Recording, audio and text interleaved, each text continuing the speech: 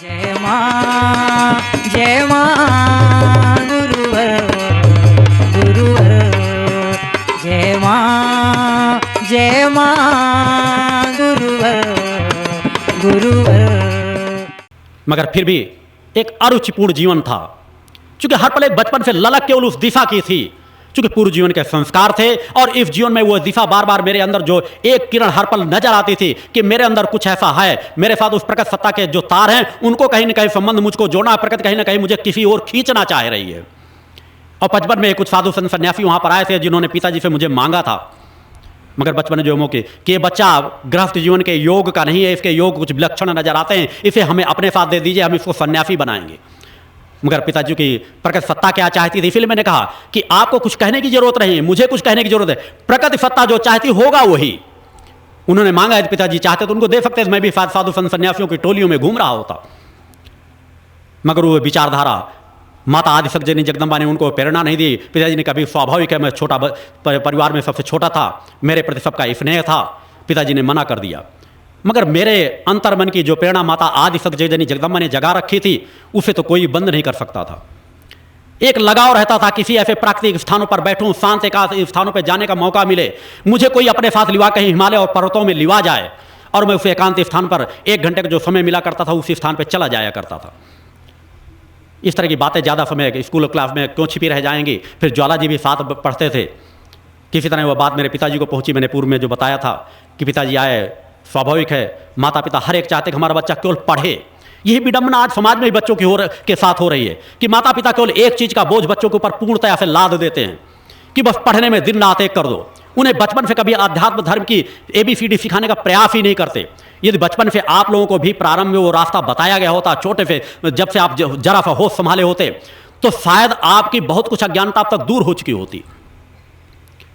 पिताजी आवेश में आए थे उस दिन। निश्चित है मैं सबसे बड़ा सौभाग्यशाली रहा हूँ। मेरे बड़े भाई भी आज शिष्य रूप से यहाँ मेरे पास बैठे रहते हैं, उनसे आप जानकारी ले सकते हैं। मैंने होश भी संभालूँ, शायद 1-2 बार ही ऐसा हुआ हो कि पिताजी ने मुझे दंडित किया हो। 1-2 बार दंडित करने का प्रयास करते थे तो भग जाया करता था। मगर उस बार वहाँ उस कुटिया में जाकर मुझको पकड़ लिए और कुछ मुझे दंडित भी किया। उस रात में बहुत कुछ रोया था, और रोने के बाद मैंने माँ के चरणों में सिर्फ एक प्रार्थना की थी कि माँ, जो मेरे अंदर बैठा हुए माँ मेरे पिताजी के पास क्यों नहीं आ रहे, पिताजी के अंदर वो प्रेरणा क्यों नहीं आ रहे कि हम सन्यासी बने, हम साधु बने, हम उस तरह का जीवन जिन, मेरे अंदर बार बार भाव मुझे क्यों व्यथित करते हैं कि मुझे मन परिवार, मेरे बड़े भाई रह रहे हैं, परिवार से रहे हैं, पति पत्नी से रह रहे हैं, मुझे जीवन रास नहीं आ रहा, अरुचि सी हो रही है। रात भर रोया था कि माँ ये इनके अंदर प्रेरणा पैदा कर दो। माँ की कृपा रही कि कुछ वर्षों के अंदर ही उनके अंदर प्रेरणा जागृत हुई और दंड संन्यास उन्होंने धारण किया, गृहस्थ का त्याग करके। और मैंने एक जो प्रार्थना माँ के चरणों में रखी थी, चूंकि दंडी सन्यासी गृहस्थ का पूर्णतया त्याग करके गए थे, उन्होंने संकल्प लिया था मैं कभी परिवार में नहीं आऊँगा। चौहान वगैरह से आप जानकर जो मैंने कहा चिंतन माँ के चरणों से, यदि सच्चे मन से मैं उस भाव के, चूंकि भक्ति का चिंतन दे रहा हूँ, तो मैंने कहा अगर भक्ति वास्तव में आपके अंदर हो तो आप कोई भी माँ के चरणों में प्रार्थना रखेंगे, उसकी पूर्ति निश्चित होती जाती है। अपने लिए नहीं था, एक लक्ष्य था। क्योंकि जब मैं इस स्थान की स्थापना कर चुका तो मेरे चिंतन में था कि मेरे पिताजी भी दंडी सन्यासी और कहीं ना कहीं माँ के चरणों की कृपा से उस मार्ग में गए हैं, वह कृपा भी आकर के इस आश्रम में जुड़ जाए। और मैंने चिंतन किया था माँ के चरणों में कि अंतिम अवस्था में वो आकर के आश्रम में अपना स्थान प्राप्त करें, आश्रम में अंतिम क्षणों पर उनके का शरीर जो अपने छूटे हुए आश्रम के अंदर आकर के छूटे।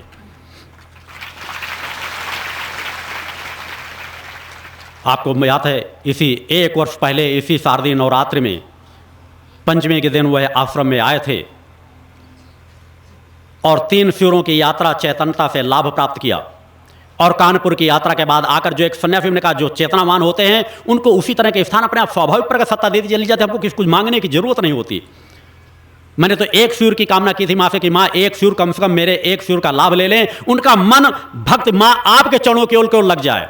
चूंकि वो आराधना विष्णु की कर रहे हैं, राम की कर रहे हैं, मगर मैं जानता हूं कि मुक्ति का मार्ग, चैतनता का मार्ग, पूर्ण कुंडली चेतना का मार्ग कहां से जुड़ा हुआ है, तो आपके चरणों से जुड़ा हुआ है। और जब तक वो आपके चरणों की कृपा प्राप्त नहीं कर सकेंगे, जब तक उनको वह स्थान प्राप्त नहीं हो सकेगा जो वास्तव में मेरे पिता होने के नाते उनको वह स्थान मिलना चाहिए।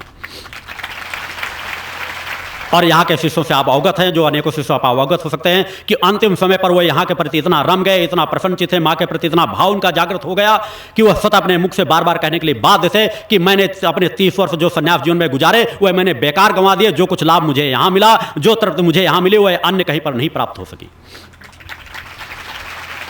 और उसी चेतनता के साथ यात्रा के साथ आने के बाद गुरुवार के दिन ब्रह्म मुहूर्त पर पुष्य नक्षत्र पर प्रदोष का दिन था। ये सब तिथियां एक साथ संयोग बन जाए, एक शिविर की यात्रा मेरे साथ करके आए हों और ब्रह्म मुहूर्त में स्नान करके अपने शरीर में पूरी तरह से तेल मालिश करवा के लगा करके, चूंकि दो शिष्य यहाँ उपस्थित थे जिनको उन्होंने रात में जगा के बुलाया था, उनको बुला करके मालिश करा के उनको कहा बेटा तुम सो जाओ, मैं ध्यान में जा रहा हूं। और पूर्णतया ध्यान में जाकर के उन्होंने अपने शरीर का त्याग किया। आज उनका स्थान समधी नदी के तट पर दानवीर की पहाड़ी के बगल में वहां पर दिया जा चुका है। चूंकि उनका भी सूक्ष्म रूप में अभी एक लंबे अंतराल तक मेरी खुद अपेक्षाएं हैं, मेरा खुद चिंतन है कि उस सिद्धाश्रम में यहीं पर वास करें, क्योंकि इससे बड़ा और कोई लोक नहीं। इस धरती पर जो तृप्ति इस स्थान पर आने वाले भविष्य में मिलना है उससे वह और लाभान्वित हो सके, इसलिए मैंने सूक्ष्म इसलिए मैंने वहां उनकी स्थापना की। क्योंकि मैं किसी चीज से लिप्त नहीं हूं, सिर्फ लक्ष्य से लिप्त होता हूं। उस दिन की भी आप जाने मुझे जानकारी थी, मुझे सूचना मिल चुकी थी, जानकारी उसके बाद भी मैं अगर दूसरा कोई होता तो जाता, वहां डेड बॉडी उनकी रखी थी, उनसे रोता बिलखता व्यथा होती। मैं अपने कर्तव्य से बंधा होता हूं। मैं नित्य अपने सुबह की नित्य पूरी पूजन पूर्ण किया, चालीसा पाठ पे उसी तरह किया, मैं आरती उसी तरह मैंने पूर्ण की, वहाँ पर शिष्यों को मैंने प्रणाम उसी तरह कराया। उसके बाद जाके मैंने उनके चरणों का आशीर्वाद प्राप्त किया और उसके बाद जाके उनको मैंने वह स्थान वहाँ पर प्रदान किया। हमें सिर्फ अपने कर्तव्य के प्रति सजग मैं वह चिंतन मूल दे रहा था कि हमारे अंदर यदि सच्ची भक्त अंतिम अवस्था पे उन्होंने जो समर्पण, उनका जो निष्ठा विश्वास मेरे प्रति उस प्रकट सत्ता के प्रति जागृत हुआ, उसके फलस्वरूप उन्हें वह शुभ मुहूर्त, शुभ नक्षत्र, शुभ क्षण प्राप्त हुए। मेरे हाथों से उनका अंतिम संस्कार हुआ। उन्हें इस स्थान पर जिसमें कहा जो तपस्थली, मैं जिस परम धाम सिद्धाश्रम का वासी हूं, उसकी एक किरण यहां स्थापित कर रहा हूं, उसका एक रचकड़ इस सिद्धाश्रम में स्थापित करने का सतत मेरा प्रयास चल रहा है। इसलिए यह स्थान भी उसी सिद्ध धाम के समान ही तपस्थली है, उसी तरह तपोभूमि है, उसी तरह इससे भी लाखों लाखों लोग भविष्य में लाभान्वित होते चले जाएंगे। मेरी आज चुके प्रथम दिवस है, इसलिए आप लोगों को चिंतन उस दिशा की ओर बार बार मोड़ रहा हूं कि वास्तव में अगर आप कुछ हासिल करने आए हैं, वास्तव में अगर आपने अपना कुछ समय बर्बाद किया है, कुछ समय आपने दिया है, आप में से अनेकों लोग ऐसे हैं, चूंकि कुछ लोग ऐसे होंगे जिनके पास अपनी सामर्थ्य अपना किराया लगा के आए हैं, किसी एक दो का किराया खुद भी लगा दिया होगा, आराम से खाते पीते यहाँ तक आए होंगे। मगर ऐसे बहुत से शिष्य हैं जो किराया कर्ज लेकर के आए होंगे, अपनी जीवन की अन्य आवश्यकताओं को थोड़ा सा रोक करके आए होंगे कि नहीं ठीक, हमने नवरात्र में गुरुचरणों का आशीर्वाद प्राप्त करना है, माँ का आशीर्वाद प्राप्त करना है, हम भी जाके माँ के दुर्गा चालीसा का कुछ पाठ करेंगे, वहाँ कुछ सेवा कार्य करेंगे। तो अगर आप वास्तव में वो भावना लेकर के आए हैं, इस आश्रम तक पहुंचे हैं, तो निश्चित आपके ऊपर माता आदि शक्ति जगदम्बा की कृपा अवश्य है। तो उसके एक एक पल का सदुपयोग करें। क्योंकि साधना तो मेरे चिंतन करो और परसों भी रहेंगे, मगर आज जो प्रारंभ मैंने कहा जिस तरह कि यहां पर मैं आपका आह्वान आपकी बैटरियों को चार्ज करने के लिए बुलाता हूं, और उसके लिए कोई इसकी आवश्यकता नहीं कि मैं आपके पास बैठकर चिंतन देता रहूं, कि आपके सामने बैठा रहूं, या आप मुझसे मिले, आप मेरे चरण। इसलिए मैं हमेशा सूर्य के आसपास एक दो दिन पहले मिलना बंद कर देता हूं, क्योंकि मिलना बंद स्थूल शरीर से मेरा होता है। जितना मैं स्थूल से मिलता हूं उससे कई गुना ज्यादा सूक्ष्म में हर पल आपके साथ रहता हूं। मेरी चेतना तरंगे आपके साथ रहती हैं, क्योंकि मैं उन धर्म गुरुओं में नहीं जो केवल स्थूल का जीवन जीते हों। मैंने मंच से कहा है कि आपका गुरु पूर्ण कुंडली चेतना को जागृत करके हर पल यहां आश्रम में उपस्थित रहता है, और जिसकी कुंडली चेतना जागृत होती है वह स्थूल से अधिक सूक्ष्म से कार्य करता है। इसलिए मेरे द्वारा पूर्व में चिंतन दिया गया कि मुझे 1000 तहखाने के अंदर भी बंद कर दिया जाए, मैं समाज में जो प्रवाह डालने आया हूं वो प्रवाह डालने से मुझे दुनिया कोई ताकत रोक नहीं पाएगी। ये गर्व और घमंड की बातें नहीं होती, ये मेरे जीवन की सहजता है। मैंने कहा मेरे जीवन की यात्रा ही नहीं कि मैं आप लोगों का बहुत ज्यादा मान सम्मान भोगूंगा, बहुत ज्यादा समाज के बीच जाऊंगा। अधिक से अधिक मेरी एकांत की यात्रा है, उस लक्ष्य से जुड़ी हुई है जो आपके कल्याण के लिए मैंने निर्धारित किया है। और पिछले 15 वर्षों का संघर्ष जो मुझे पूर्व से जुड़े शिष्य हैं वो आज तक की यात्रा देखते चले आए हैं। मैंने कभी अनीति, अन्याय, अधर्म से समझौता नहीं किया। मैं चाहता तो अब तक यहां करोड़ों अरबों रुपए का आश्रम बन चुका होता, मगर मैंने कहा हर पल में मां की कृपा से और जो जिस तरह प्रकट सत्ता चाहती है जिस तरह से यहाँ के कण कण को मैं अपने जो प्रगत सत्ता ने मुझे दे रखा उसे चेतनावान बना सकूं, जिस तरह समाज की आवश्यकताएं बढ़ती चली जाएं, उसी तरह इस स्थान का भी निर्माण आगे बढ़ता चला जाएगा। मैंने कहा कि आश्रम में मां की स्थापना के पहले मैं लोगों के हृदय में मां की स्थापना करना चाहता हूं, क्योंकि तभी सत्य का कार्य चल सकेगा। क्योंकि आपके गुरु का निश्चित जीवन निर्धारित है। मैं जीवन का बहुत कुछ समय आपके बीच नहीं दे सकूंगा, यह सत्य है, मगर वो समय जो नहीं दे सकूंगा उसके पहले समाज के लोगों को इतना परिपूर्ण कर देना चाहता हूं, इतना चेतनावान बना देना चाहता हूं, इतना भाव भक्ति से परिपूर्ण कर देना चाहता हूं कि वह मां की भक्त के प्रवाह में स्वतः रत रहें और इस समाज में एक प्रवाह फैलाते चले जाएं, जिस चीज की नींव मैंने डाला है।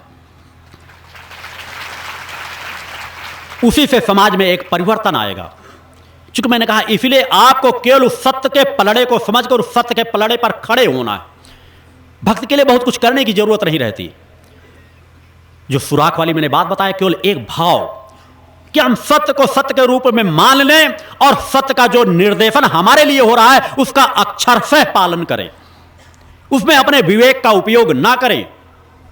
विवेक का उपयोग करने के लिए समाज के अनेकों क्षेत्र पड़े हैं, मगर धर्म क्षेत्र में गुरुओं की केवल इसीलिए आवश्यकता होती है, धर्म गुरु की केवल इसीलिए आवश्यकता होती है कि हम धर्म गुरु के निर्देशन में अपने धर्म पथ पर आगे बढ़ें। तभी आपके अंदर वास्तविकता की भक्ति जागृत हो पाएगी। जिस दिन आप लाभ हानि से परे जीवन जीने का प्रयास कर लेंगे, छोटी छोटी बातों में आपके अंदर अशांति आ जाती है, छोटी छोटी बातों में आपके अंदर अनास्था आ जाती है। पूरी आपकी बात नहीं, पूरे समाज की मैं बात कर रहा हूं, क्योंकि जब इस मंच पे मैं चिंतन देता हूं तो केवल आप या मेरे शिष्यों तक सीमित चिंतन नहीं रहते। क्यों मैं किसी धर्म ग्रंथों को मैं सिर्फ आत्म ग्रंथ का अध्ययन करता हूं, और आत्म ग्रंथ से बढ़कर के दुनिया में कोई ग्रंथ की आज तक न रचना हुई है, न भविष्य में रचना हो सकेगी। उस आत्म ग्रंथ में सब कुछ समाहित है। क्योंकि धर्म ग्रंथ हमें देना क्या चाहते हैं? केवल वही तो कि हम सत्य पथ पर बढ़ें, सत्य की ओर जाएं और सत्य के दर्शन प्राप्त करें, सत्य से अपने रिश्ते को जोड़ें। और सत्य के रिश्ते को जोड़ने के लिए हमारे पास जो एक मार्ग है वो आत्मा का ही एक मार्ग है। और आत्मा जो हमारे पास बैठी है वो किसी के पास गिरवी नहीं रखी हुई है। जिस तरह मेरे पास उस तरह वो आपके पास दिव्य आत्मा है। उस आत्मा के आवरण हम किस प्रकार हटा सकेंगे, उसके लिए कोई विज्ञान हमारी सहायता नहीं कर सकेगा। हमारी सिर्फ भक्ति सहायता करती है, भाव सहायता करते हैं। जिस तरह का छुई मुई का पत्ता छू लेने से मुरझा जाता है, उसी तरह हमारी सुषुम्ना नाड़ी भाव पक्ष से चैतन्य होती है और भाव पक्ष से दब जाती है। आप लोग विषय विकार में सिर्फ कामेंद्रियों को चैतन्य करना सीखा है, आपने सुषुम्ना नाड़ी की चैतन्य का आनंद नहीं सीखा। आपने एहसास नहीं किया सुषुम्ना नाड़ी की चैतन्यता जिस क्षण आती है उस क्षण जो हमें तृप्ति, आनंद, जो भाव प्राप्त होता है, जो संतुलन प्राप्त होता है, वह सुख मैंने कहा भौतिक जगत में, त्रिभुवन में कहीं पर भी आपको प्राप्त नहीं हो सकेगा। और जब तक उस सुख की झलक आप प्राप्त नहीं कर सकेंगे, जिस तरह का आप पूर्ण प्रकाश ना प्राप्त कर सके मगर एक किरण तो प्राप्त कर लो, एक सुराख तो पैदा कर लो, उतना करना कोई कठिन बात नहीं है। यदि आप लोगों के अंदर सच्ची निष्ठा, विश्वास जागृत हो जाए तो जिसे कुंडलिनी चेतना कहते हैं उसकी तरंग धीरे धीरे आपके अंदर जागृत होने लगे। और जब तक मैंने कहा जिस तरह प्रकट सत्ता को आपको अपने शब्द और ज्ञान देने की जरूरत नहीं, बार बार टोकता हूं उस बिंदु पर कि आप ये ना सोचे कि आप एक पल में बहुत ज्यादा भाव पक्ष दिखाएं कि बस एक पल में हम मां के आराधक बन गए, मां के भक्त बने। मां अगर कहते तो आज हम गला काट करके रख देंगे मां के लिए, तो मां से हम भक्त हैं, हमें कमी कहां है। क्योंकि अधिकतर भक्तों की भाषाएं मुझे भी सुनने को मिलती है, सुनता रहता हूं, समाज से सुनता रहता हूं। मैंने कहा जिस दिन वह अटूट रिश्ता जोड़ लें कि आपके संशय खत्म हो जाए, वह अटूट रिश्ता की वह भाव में फिर फर्क ना है कि जो आज भाव है वो बढ़ते क्रम में जाए, दुनिया की कोई ताकत उसमें अंश मात्र भी फर्क ना दे सके, तो जिस दिन वह भाव पक्ष आ जाएगा उस दिन आपकी सुषुम्ना नाड़ी चैतन्य होने लगेगी। पूर्ण कुंडलिनी चेतना जागृत करना इतना आसान नहीं, मगर सुषुम्ना नाड़ी में चेतना तरंग पैदा कर देना, एक वह तृप्ति का आनंद जिस क्षण आपके साथ जुड़ने लगेगा उस क्षण आपके अंदर शांति, संतुलन आने लगेगी, आपके विकार हटने लगेंगे, आपकी बीमारियां दूर होने लगेंगी, आपकी समस्याएं दूर होने लगेंगी, आपकी इच्छाएं और अपेक्षाएं समाप्त होने लगेंगी।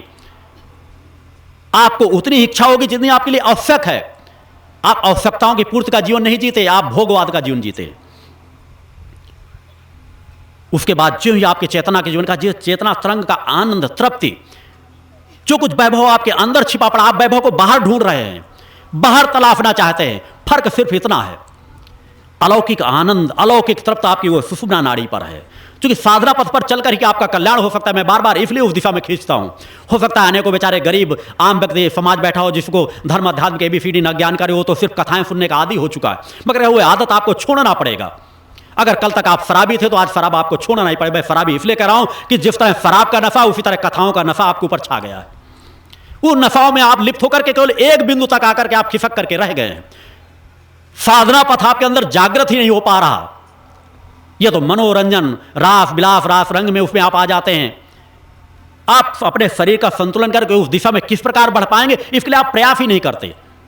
आपकी बहुत इच्छा जागृत हुई, आपने अपने आप भागवत कर लिए या अन्य प्रकार की, जबकि आपको साथ जिसमें आप सम्मिलित हो सके। मैंने दुर्गा चालीसा का पाठ इसलिए कहा, आप लोगों को भी कहता हूं 24-24 घंटे जो अनुष्ठान कराए जाते हैं कि उसमें आप बैठेंगे स्वतः, आप केवल श्रोता नहीं होंगे, आप खुद चालीसा पाठ करेंगे, आप खुद संतुलन तरीके से बैठेंगे, आप खुद माता आदिशक्ति जननी जगदम्बा की पूजा करेंगे, वहां कोई दूसरा पूजा नहीं कराएगा। जिसमें आपका कर्म पक्ष जागृत होगा, आपके अंदर भक्ति भाव जागृत होगा, आपके अंदर एक साधक के गुण जागृत होंगे। वह अलौकिक चेतना, जिसने मैंने कहा एक तरंग, वह दिव्य आनंद, जिसमें यदि आप चाहें ना चाहे, जिस तरह मैंने कहा अभी कुछ समय पहले, आज से चूंकि ये छोटी छोटी घटनाएं, जिसमें मैंने बार बार कहा कि अगर घटनाएं आपका यहां आने वाला हर भक्त लाभान्वित होता है। कहीं बाहर की बात नहीं कहा, अनेकों लोग जो विषम परिस्थितियों में यहां लाभान्वित हुए, आपको केवल एक विचार बना के अपने जीवन को शांत करने की जरूरत है। और इस धरती पर जब तक नदी के अंदर यहां पर प्रवेश है, अपने आप को अवगुणों से अलग हटा करके केवल एक एक पल का सदुपयोग करें। निरर्थक चर्चाओं से अपने आप को अलग कर दें। हर पल मां के गुणगान में या तो समय दें, या किसी स्थान पर बैठ करके मां का ध्यान करें, मंत्र जाप करें, या आध्यात्मिक चर्चाएं करें, या शांति से आराम भी करें, वो भी चल जाएगा। किसी प्रकार का नशा न करें, किसी प्रकार का अपराध न करें, किसी की प्रकार की चोरी न करें। निरर्थक चीजों में एक दूसरे के विषय विकारों के भावों चर्चाओं में आप लोग बैठे नहीं, तो आपका एक एक पल सार्थक हो जाएगा। हर व्यक्ति लाभान्वित होता। मैं एक दो की बात नहीं करता। एक सामान्य घटना, अभी चौहान से आप अभी लगातार देख रहे हैं, शायद चैतन्य अवस्था में बैठा है, यहाँ 50 शिष्यों का आश्रम के मालूम है कि आज से 2-3 दिन पहले लगातार पिछले 15 दिन से बुखार में चल रहा था। खांसी जरूरत से ज़्यादा आ रही थी। आज से 7-8 दिन पहले बार बार मुझको याद दिला रहा था, गुरुजी शिविर के 5-6 दिन रह गए, 7 दिन रह गए, तबीयत नहीं ठीक हो गई, कैसे काम हो, मैं चल भी नहीं, उठ नहीं, बैठ नहीं पा रहा। शिविर का कैसे काम, पूरी का पंडाल की व्यवस्था पड़ी हुई है, गुरुजी कैसे कार्य होगा। मैंने कहा भाई बहुत टाइम है, आराम से हो जाएगा, परेशान मत हो। जब बिल्कुल वास्तव में नज़दीक आने लगा, मुझे लगा कि पूरी तरह से वो बिल्कुल खांसने से दम नहीं लेता, पूरी तरह से 1 मिनट को शांति। अभी तो इधर खांसी की आवाज़ भी नहीं ज़्यादा सुनाई दे रही, थोड़ी बहुत ही चल रही होगी। तो मैंने सोचा कि चलो ठीक है, 50-50 कर दिया जाए।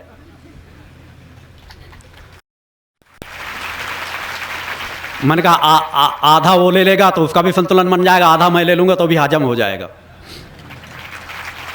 शायद आप लोगों को मालूम नहीं रहता, जिस तरह वो बुखार में पड़ा रहता था पिछले 7-8 दिन से, लगातार मुझको भी फीवर चल रहा था।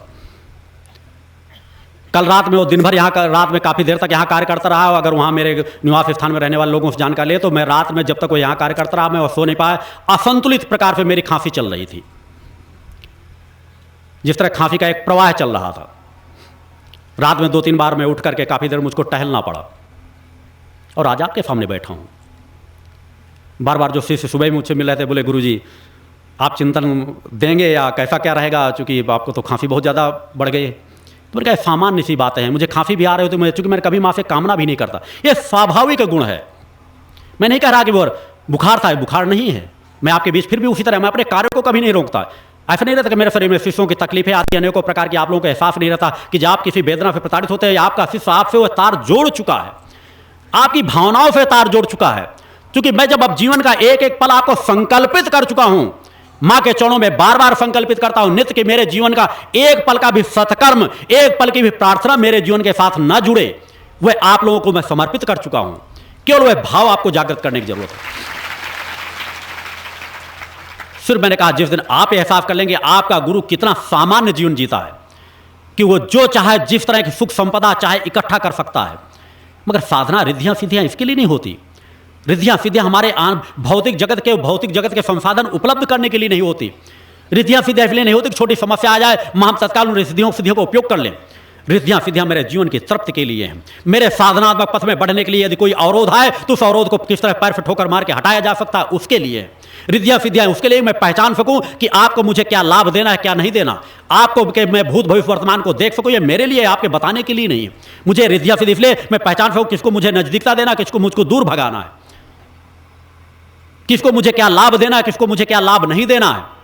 आनंद सूक्ष्म का है। चैतन्य योगी स्थूल जगत से ज्यादा सूक्ष्म से तृप्ति प्राप्त करते हैं, सूक्ष्म का आनंद लेते हैं, वही उनका आनंद होता है। उस सत्य की ओर ही आपको ले जाना चाहता हूं, जिस 4 रास्ते पर मैंने स्वतः चला। मेरी भी बचपन अवस्था थी, मैंने भी उसी तरह का जीवन जिया है, मैं भी पढ़ाई लिखाई को उसी तरह की स्थिति में, मगर मैंने कहा सत्य जिस तरह मैं एक छोटी छोटी बातें इसलिए बताता हूं कि उन भावों को आप अपने बच्चों में भी प्रेरित करके भर सकें। पढ़ाई लिखाई ही जीवन की पूर्णता नहीं दे सकती, पढ़ाई लिखाई आवश्यक है, उसके लिए आपका कर्तव्य बनता है, आप बच्चों को प्रेरित कर रहे हैं, मगर मैं कह रहा हूं उससे पहले प्रेरित करें धर्म पथ के लिए। क्योंकि माता पिता के मैंने कुछ कर्तव्य बताए हैं कि माता पिता का कर्तव्य है बच्चों के स्वास्थ्य की रक्षा करना, उन्हें अच्छी शिक्षा देना और उन्हें धर्मवान बनाना। ये 3 हर माता पिता के वह कर्तव्य हैं कि जिन कर्तव्यों को पालन कर लें तो बच्चे सही दिशा में स्वतः बढ़ते चले जाएंगे। आज आप लोग अशांत रहते हैं कि बच्चे हमको सुख नहीं दे रहे, और पहली चीज तो आप लोगों की ये कामनाएं हर पल आपके कि आपके पुत्र उत्पन्न हो जाएगा तो आपका पुत्र आपको मुक्ति दे देगा। मैंने माँ के चरणों में पहले तो शादी ही नहीं करने का एक भाव था, चिंतन था कि मैं शादी नहीं करूंगा, समाज की सेवा में जो मेरा चिंतन था माँ की आराधना और समाज की सेवा में लगा दूंगा।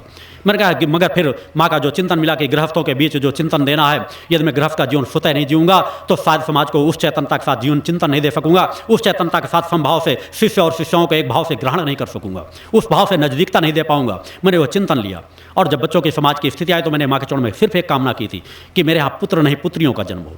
जो मैं आपको सिखाना चाहता हूं उस रास्ते पर मैं स्वतः चलता हूं कि पुत्र और पुत्रियों में भेद छोड़ दें। इसकी कामना क्यों करते हैं कि पुत्र आपकी चिता को जब आग नहीं देगी तभी आपको मुक्ति मिलेगी, पुत्र आपका जब क्रियाकर्म करेगा तभी आपको मुक्ति देगा। यह आपकी सबसे बड़ी भ्रांति है। आप अपनी मुक्ति स्वतः नहीं हासिल कर पाते कि आपका पुत्र आपके न रहने पे जो आपको कल तक डंडा मारता रहा हो, गाली देता रहा होगा, वो आपको चिता को अग्नि दे देगा, थोड़ा सा कर्मकांड के कार्यक्रम करा देगा तो उससे आपको मुक्ति मिल जाएगी। इसी बंधन से आप पहले भी बंधे रहते हैं और बाद में आत्मा भी आपकी बंधी रहती है।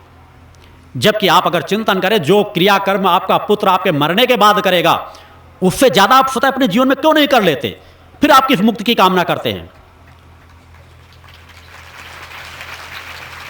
जितना अंतिम क्रियाकर्म से लाभ आपको नहीं मिलेगा उतना यदि आप 24 घंटे का दुर्गा चालीसा पाठ अपने घर में करा लेंगे या श्रद्धा विश्वास से यहां आकर के चालीसा पाठों को उसी तरह धीरे धीरे करके कि आपके 24 घंटे के गुजर जाए, वो चाहे 1 महीने से चाहे 1 साल में, कभी आके 10 पाठ कर गए, कभी 10-15 मिनट गुजार गए, तो आपको उससे ज्यादा आपको मुक्ति मिल जाएगी। क्योंकि आप सत्य को सत्य के रूप में सिर्फ ग्रहण नहीं कर पाते, पुत्र और पुत्रियों में कोई भेद नहीं रहता।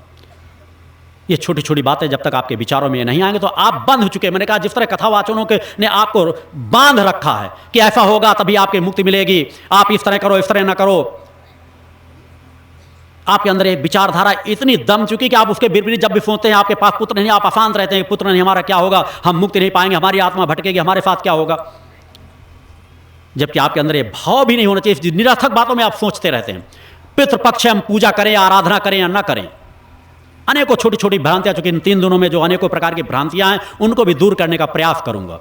क्योंकि आप लोगों को जो जानकारियां मिले उसी प्रति मेरे चिंतन रहते हैं, आपके अंदर भक्ति भाव जागृत हो सके, आपका इस स्थान को जो माँ का अखंड गुणगान चल रहा है आप उस विचारधारा को समझ सकें कि अगर मैं यहाँ जंगल में बैठ करके आकर के अगर इस स्थान की स्थापना कर रहा हूँ तो इसके पीछे मेरा लक्ष्य क्या। अगर मैं 15 साल से संघर्षों की यात्रा तय करके भी अनीति अन्याय अधर्म के रास्ते को नहीं तय कर रहा तो उसके पीछे क्या चिंतन है। मैं अन्य साधु संत सन्यासियों के मंचों को ग्रहण नहीं कर रहा तो उसके पीछे मेरा क्या चिंतन है। मैं आज जिस क्षेत्र में जिन वस्त्रों को पहने बैठा हूं उन्हीं वस्त्रों को धारण करने वालों को पैर से ठोकर मारने की बात कहता हूं तो उसके पीछे मेरा क्या चिंतन है। कोई गर्भ घमंड की बात नहीं है, सिर्फ एक विचारधारा। चूंकि मैं जानता हूं कि किस विचारधारा से समाज का कल्याण होना है, क्योंकि जब तक वो विचारधारा पैदा हो, उस विचारधारा, चूंकि इसीलिए मैंने भक्ति मानव कल्याण संगठन का गठन किया है, उस विचारधारा को आपके अंदर डालने के लिए कि उस विचारधारा जो माता आदिशक्ति जगदम्बा की विचारधारा मेरे अंदर है, जिस दिन वह विचारधारा आपके अंदर आ जाए तभी परिवर्तन का चक्र चलेगा। और उस परिवर्तन के चक्र को हमें आपको चलाना ही पड़ेगा। इसके अलावा दुनिया में जो अशांति फैली वो दिन रात अशांति फैलती ही चली जाएगी। और उसके लिए केवल भक्ति अपने अंदर जागृत करने की जरूरत है। केवल वह अटूट रिश्ता कि जिस दिन आप एक दिन किसी दिन एक वह संकल्प ले ले कि यह संकल्प मेरा कभी नहीं टूटेगा कि अगर मुझे जीवन अपाहिजों का मिला जाए, मेरा सर्वस्व छिन जाए, मुझे भूखों मरना पड़े, मेरे सामने मेरे प्रिय व्यक्ति की मृत्यु हो जाए, दुर्घटनाग्रस्त हो जाए, मेरे घर में आग लग जाए, चोरी हो जाए, डकैती हो जाए, सब कुछ छिन जाए, मगर मां की आराधना में मेरी दिन दूना चौगुना मेरी भक्ति बढ़ती चली जाएगी कि मेरे अंदर और प्रसन्नता, ठीक जो छत छिन गया मैं और मुक्त हो गया और मां के चरणों की ओर बढ़ूंगा। मगर आपके अंदर आपका एक परिजन खत्म हो जाए, वो तो दीपावली के दिन ऐसा हो गया था हम दीपावली नहीं करेंगे, वो तो दशहरे के दिन ऐसा हो गया था दशहरा हमारा बाधित हो गया, खूनी हो गया, वो तो हम नवरात्र में माँ के आश्रम की ओर जा रहे थे, हमारे परिवार के अंदर एक खत्म हो गया, तो अब परिवार के लोग मना करते हैं कि नहीं नवरात्र में कभी देवी स्थानों में ना जाया करो, नवरात्र में ज्योति ना जलाया करो माँ की। कितना बड़ा अज्ञान है। उस माँ से रिश्ता तोड़ देना चाहते हो, उस प्रकट सत्ता के रिश्तों को समझना नहीं चाहते हो, फिर भी अपने आप को भक्त कहते हो। अगर इस तरह एक घटना तुम भक्ति के रिश्ता जोड़ दो तो बाकी साल भर तुम अन्य तिथियों में चाहे जितना पूजा पाठ करते रहो आपको उसका कोई फल प्राप्त नहीं हो सकेगा। अटूट रिश्ता तो वह होना चाहिए। ये अलग है वह बातें, चूंकि मैंने कहा कई बार भ्रांतियां जिस तरह कथावाचक आपको भटकाते चले कि धर्म कुछ था और स्वरूप कुछ स्थापित कर दिया, उसी तरह अगर इनमें कहीं कहा गया था कि किसी के घर में अगर कोई खत्म हो जाए तो चूंकि पहले लोगों के एक एक कमरे हुआ करते थे, उसी में पूजा पाठ करते थे, तो स्वाभाविक है डेड बॉडी अगर लोग दुखी रहते थे, परेशान रहते थे, तो वहां पूजा अशुद्धता का स्थिति एक भाव बन, जबकि अशुद्धता का भाव नहीं मानना चाहिए। मगर वो एक ऐसी परिस्थिति थी, गांव में देहाती जीवन समाज का लोगों को रहता था, तो लोग कहते थे हम पूजा पाठ न कर पाएंगे तो अपने पड़ोसी के घर में देवी देवता को, तब भी उनके अंदर एक भावना छिपी थी कि अगर तुम पूजा पाठ नहीं कर सकते तो पड़ोसी घर में दे दो कि पूजा पाठ में कोई विघ्न ना पड़े। जिस तरह आप आराधा आप दुखी हो सकता है, आप आज पूजा न कर सको तो आप पड़ोसियों के घर में अपनी देवी देवताओं की तस्वीरों को भेज दो कि वह पूजा पाठ करें। मगर मेरा मानना है कि यह भी नहीं करना चाहिए। आप अपने घर में अगर आपका पूजन का छलक बना हुआ है तो आपको पूजन उसी प्रकार, अगर आपके घर के में प्रियजन के प्रिय व्यक्ति की डेड बॉडी भी रखी हो तो आप नित्य जिस प्रकार से आरती पूजन करते हैं उसी तरह आप आरती पूजन अवश्य करें। अगर आप अपने आप का अछूत मान चुके हो कि शमशान से आप लौट करके आ रहे हो तो आप स्नान कीजिए, कपड़े बदल लीजिए। आप बहुत ज्यादा दुखी, धीमे स्वर से कर लीजिए, आवाज नहीं निकल रही, मां की ज्योति तो जला दीजिए। मगर ज्योति मत जलाएं, ऐसा करना शुरू कर देते हैं, हम पूजा पाठ नहीं करेंगे, ऐसा हो गया, हम भगवान को क्यों माने, ऐसा हो गया, वो तो वैसा हो रहा था, हम बहुत ज़्यादा माँ की भक्त कर रहे थे, अरुच हो गए हम देवी देवताओं से। ये किस प्रकार की आपकी भक्ति है? एक संकल्प तो लो कि हम ऐसा अटूट रिश्ता जोड़ेंगे। क्या प्राप्त करने यहाँ आते हो, क्या प्राप्त करने किसी देवी देवताओं के स्थानों पर जाते हो? जो रिश्ता जोड़ने की बात, जब तक वो रिश्ता नहीं जोड़ोगे तो फल प्राप्त कहाँ से होगा? और रिश्ते के लिए उस अटूट रिश्ते को उसी भाव से जोड़ना चाहिए कि हमारा जो क्रियात्मक पक्ष इन छोटी छोटी बातों से प्रभावित ना हो। हर दुखी व्यक्ति होता है, एक छोटी सी रुमाल भी किसी गिर जाती है तो समाज है दुखी होगा, मगर उस दुख से अपने आप को अलग हटाना चाहिए। सत्य को सत्य के रूप में स्वीकार करना चाहिए कि जो परिजन था जितने दिन का था उतने दिन हमारा साथ रहा, आज जो चला गया तो आत्मा अजर अमर अविनाशी है। अगर इस शरीर को त्याग करके गया है तो अगर पुनर्जन्म लेना होगा तो फिर हमारे बीच कहीं ना कहीं वो जन्म लेगा। इसलिए पूरे समाज को अपना मानने की बात कही गई है कि भेदभाव रहित हम जन जागरण की बात करें, जाति भेद को मिटा करके जीवन जिए, सत्यता का जीवन जिए, संतुलन का जीवन जिए। आपको भाव पैदा करने की जरूरत है। लोग कहते हैं पितृ पक्ष में माँ की आराधना नहीं करना चाहिए, किसी देवी देवता का पूजन नहीं कराना चाहिए, कोई अनुष्ठान नहीं कराना चाहिए। मैंने कहा जिस तरह अन्य दिनों में भी लाभ मिलता है, क्योंकि कर्मकांडियों को पता नहीं किस प्रकार की भ्रांति एक के बाद ऐसा पैदा कर देते हैं, तो उन जिन कर्मकांडियों को सत्य का ज्ञान नहीं, जिन्होंने अपनी कुंडली चेतना जागृत नहीं की, इस तरह की भ्रांति पैदा कर देते हैं। क्या बताएंगे वही जो कर्मकांडी, वही साधु संत सन्यासी जो इस तरह की बात कह देते हैं? क्या पितृपक्ष में किसी भी देवी देवताओं के स्थानों के मंदिरों की आरतियां कभी रुकी हैं? क्या किसी धर्म स्थानों में, आश्रमों में उन्होंने अपने पूजा पाठ को पितृपक्ष में रोका है? जब वह लोग नहीं रोकते तो आप लोग किस बात के लिए रोक देते हैं? अरे पितृपक्ष में अगर मां की आराधना करोगे, देवी देवताओं की आराधना करो तो उन पितरों का भी कल्याण होगा, अगर आप मानते हैं कि उनकी मुक्ति नहीं मिली होगी। यदि आप पितृपक्ष में आराधना करते हैं, चिंतन करते हैं, साधना आराधना के लिए कभी नहीं मना किया गया। कुछ शुभ भौतिक जगत की जो कामना, उनमें आपको शुभ नक्षत्रों मुहूर्तों को देखते तो उसमें कोई फर्क नहीं पड़ता है कि हम ग्रह निर्माण करने जा रहे हैं तो पितृपक्ष में करें, क्योंकि मैं नहीं कह रहा नक्षत्रों मुहूर्तों का प्रभाव होता है, मगर प्रभाव भौतिक जगत के क्षेत्रों से होता है। धर्म आध्यात्मिक जगत के क्षेत्रों में जब हम विपरीत नक्षत्रों को भी पकड़ लेते हैं तो मान लो कि आप सौभाग्यशाली हैं कि विपरीत नक्षत्र आपके ऊपर प्रभाव नहीं डाल पाए, उन क्षणों पर भी आप मां की आराधना कर रहे हैं।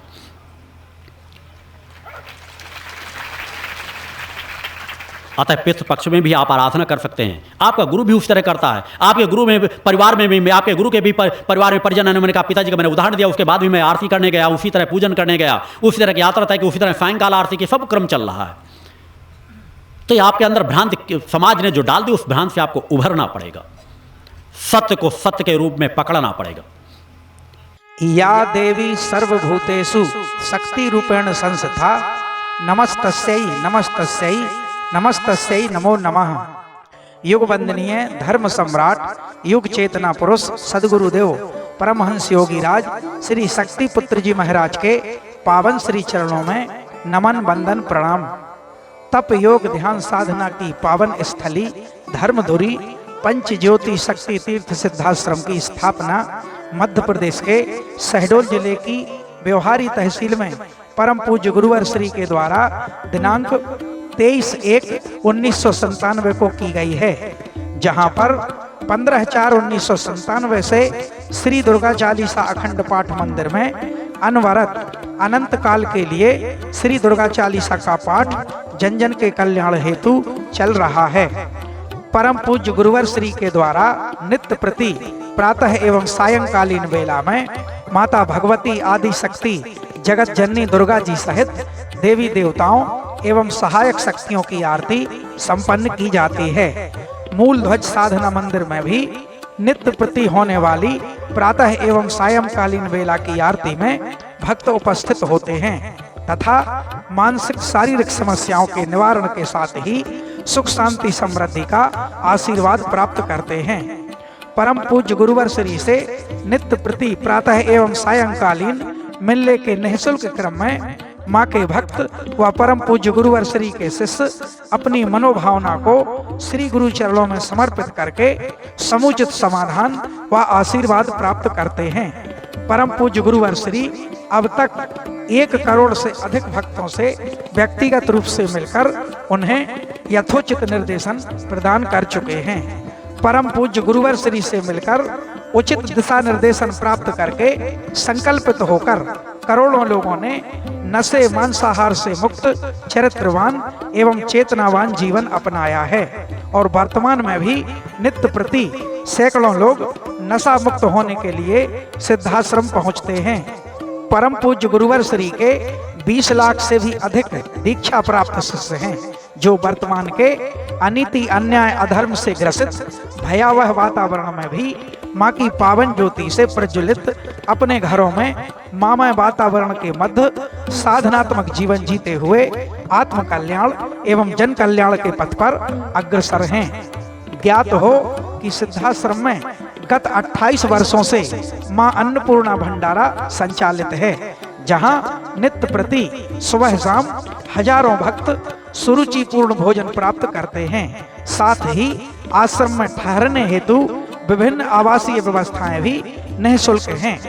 पंच ज्योति शक्ति तीर्थ सिद्धाश्रम में पावन सिद्धाश्रम सरिता के तट पर स्थित सर्व सुविधा युक्त त्रिशक्ति गौशाला के दर्शन करके भक्तगण अभिभूत हो जाते हैं। परम पूज्य गुरुवर श्री के निर्देशानुसार प्रत्येक माह के शुक्ल पक्ष की अष्टमी को गौ सेवा समर्पण दिवस मनाया जाता है। इस दिवस पर परम पूज्य गुरुवर श्री एवं पूजनीय शक्तिमयी माता जी के द्वारा समस्त गौवंशों को अपने कर कमलों से रोटियां खिलाई जाती हैं। गौशाला के समीप ही परम पूज्य दंडी सन्यासी स्वामी श्री राम प्रसाद आश्रम जी महाराज की समाधि मन को शीतलता प्रदान करती है और निकट ही स्थित दानवीर गुफा स्थल भी दर्शनीय एवं असीम शांति का स्रोत है। सिद्धाश्रम में प्रति वर्ष शारदीय नवरात्र के पावन अवसर पर शक्ति चेतना जन जागरण शिविर का विशाल आयोजन किया जाता है, जिसमें मां के लाखों भक्त व श्रद्धालु योग ध्यान साधना के क्रम का लाभ प्राप्त करते हैं तथा परम पूज्य गुरुवर श्री के दिव्य चेतनात्मक चिंतन श्रवण करने के साथ अलौकिक दिव्य आरतियों का भी आनंद प्राप्त करते हुए ममतामयी माँ की कृपा एवं परम पूज्य गुरुवर श्री का आशीर्वाद प्राप्त करते हैं। सिद्धाश्रम स्थापना दिवस 23 जनवरी के पावन अवसर पर प्रति वर्ष अखिल भारतीय सिद्धाश्रम दौड़ प्रतियोगिता का आयोजन किया जाता है तथा इसी दिन योग भारती विवाह पद्धति से सामूहिक विवाह और सायंकालीन बेला में अखिल भारतीय सुर संध्या एवं कवि सम्मेलन का भी आयोजन होता है।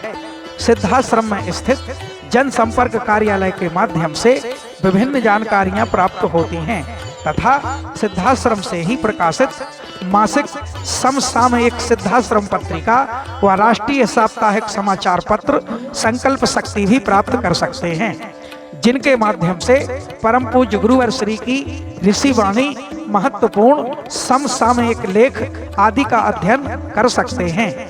जनसंपर्क कार्यालय से ही माँ के प्रसाद स्वरूप निःशुल्क शक्ति जल का वितरण भी होता है। इसी दिव्य शक्ति जल के माध्यम से आज करोड़ों लोग नशा मुक्त होकर अपनी विभिन्न मानसिक शारीरिक व्याधियों से मुक्त हुए हैं और अपने जीवन में चेतनात्मक ऊर्जा को प्राप्त किया है। जन कल्याण की भावना को लेकर सिद्धाश्रम में स्थापित निःशुल्क वस्त्र सहायता केंद्र के माध्यम से अब तक लाखों जरूरतमंद बच्चों, पुरुषों एवं महिलाओं को उनकी आवश्यकता अनुसार वस्त्र प्रदान किए गए हैं और यह क्रम अनवरत जारी है। सिद्धाश्रम में पर्यावरण की रक्षार्थ व्यापक स्तर पर पौधारोपण का क्रम चलता रहता है। यहाँ पर विभिन्न प्रकार के फलों, औषधियों, पुष्पों आदि के हजारों वृक्ष हैं। कृषि व उद्यान संवर्धन के क्षेत्र में यहाँ की हरियाली देखते ही बनती है। आश्रम में भोजन व्यवस्था के उपयोगार्थ प्रचुर मात्रा में विभिन्न प्रकार की सब्जियों की भी पैदावार होती है। परमहंस योगी राज श्री शक्ति पुत्र जी महाराज द्वारा मानव सेवा, धर्म रक्षा एवं राष्ट्र रक्षा के लक्ष्य को लेकर गठित की गई त्रिधाराओं भगवती मानव कल्याण संगठन, पंच ज्योति शक्ति तीर्थ सिद्धाश्रम एवं भारतीय शक्ति चेतना पार्टी के माध्यम से सशक्त विचारधारा के अनुरूप कार्य किया जा रहा है। दिनांक 15/3/1995 को गठित भगवती मानव कल्याण संगठन के माध्यम से संगठन के 1 लाख से अधिक सक्रिय कार्यकर्ताओं के द्वारा नशे मांसाहार से मुक्त चरित्रवान, चेतनावान, परोपकारी एवं पुरुषार्थी समाज का निर्माण किया जा रहा है। समाज कल्याण के लक्ष्य को लेकर संगठन के द्वारा नशा विरोधी जन आंदोलन चलाया जा रहा है। इसके माध्यम से शराब माफियाओं के विरुद्ध खुले अभियान के अंतर्गत पिछले कुछ वर्षों में ही 2000 से अधिक अवैध शराब के विक्रय व परिवहन को पकड़कर कानूनी कार्यवाही कराई गई है। इस अभियान में संगठन एवं पार्टी के हजारों सक्रिय एवं जुझारू महिला व पुरुष कार्यकर्ता दिन रात लगे हुए हैं। समाज को शुद्ध औषधियों एवं खाद्य पदार्थों की उत्कृष्ट उपलब्धता सुनिश्चित कराने के उद्देश्य से Siddhashram Ayurveda and food product private limited के अंतर्गत विभिन्न प्रकार के उत्पादों का लगातार निर्माण किया जा रहा है, जिन्हें आप प्रतिष्ठान से संपर्क करके प्राप्त कर सकते हैं। साथ ही व्यापार की दृष्टि से कार्य करने के इच्छुक सदस्य एजेंसी प्राप्त करने हेतु संपर्क कर सकते हैं। आप सभी का आह्वान है कि पंच ज्योति शक्ति तीर्थ सिद्धाश्रम पहुंचकर यहां पर चल रहे मां के अखंड गुणगान एवं साधना क्रमों में सम्मिलित होकर तथा ऋषिवर परम पूज्य सद्गुरुदेव श्री शक्ति पुत्र जी महाराज के पावन दर्शन प्राप्त करके स्वयं को सौभाग्यशाली बनाएं। साथ ही मानवता की सेवा, धर्म रक्षा एवं राष्ट्र रक्षा के लक्ष्यों में सहभागी बनने हेतु भगवती मानव कल्याण संगठन आप सभी का सादर आह्वान करता है। जय माता की, जय गुरुवर की। जय मां, जय मां।